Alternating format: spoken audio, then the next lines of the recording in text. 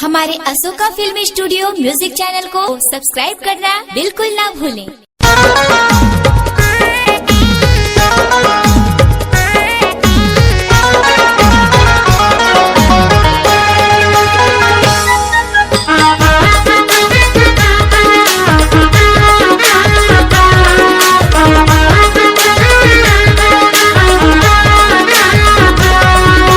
सोने ध्रुवे मोरे नाव है, कक्ति सराय मोरे गाँव है। सोने ध्रुवे मोरे नाव है, कक्ति सराय मोरे गाँव है। फूल वाले खाता रे है, तोरे उम्र हो गए 16 साल, मैं छोड़ो मैं तोला रे।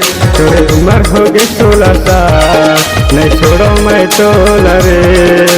सोने ध्रुवे मोरे नाव है, कक्ति सराय मोरे गाँव है। सोने ध्रुवे मोरे नाव है, कक्ति सराय मोरे गाँव है। फूल वाले खाता रे है, तोरे उम्र हो गई 16 साल, मैं छोड़ो मैं तोला रे।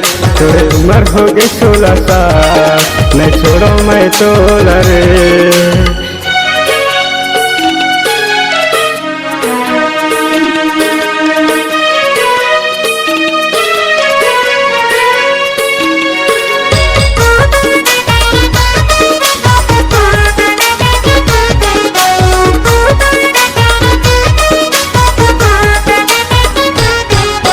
बैगा सगा सोने ध्रुवे कैसे मोलावो, तोरे सुरता माए मोरे रानी झुमत रही तुम्हारा तारा माँ। तोरे सुरता माए मोरे रानी झुमत रही तुम्हारा तारा माँ।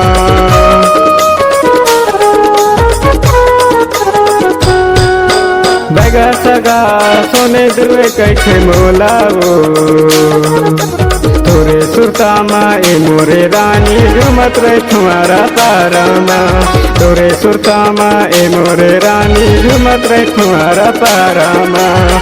सोने ध्रुवे मोरे नाव है, कक्ति सराय मोरे गाँव है। सोने ध्रुवे मोरे नाव है, कक्ति सराय मोरे गाँव है। फूल वाले खाता रे है, तोरे उम्र हो गई 16 साल, मैं छोड़ो मैं तोला रे। तोरे उम्र हो गई 16 साल, मैं छोड़ो मैं तोला रे।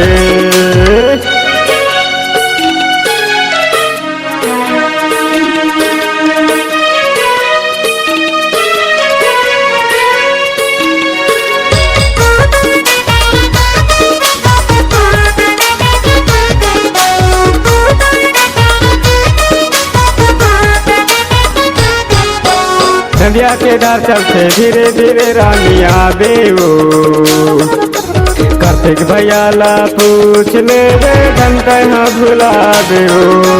कार्तिक भैयाला पूछ ले रे घंटा हाँ भुला देवो।